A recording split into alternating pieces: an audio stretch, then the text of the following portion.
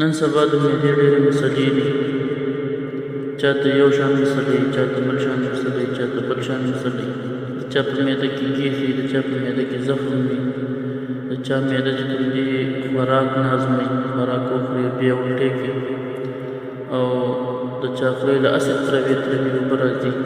د هغې لپاره موږ نن یو مختصره وظیفه تاسو ته ذکر کوو چې ډېره مجربه ده. د قرآن کریم اخرنۍ سپاره کې په اخرنو سورتونو کې وړوکی شان صورت دی.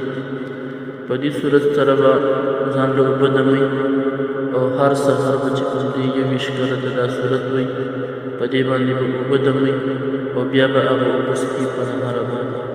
انشاءالله په معده کې چې څه زخم وي یا چې کوم دی هر څه بیماري وي، د دې په وجه باندې به الله جل شانه معده صفا کړي او سمه به کړي.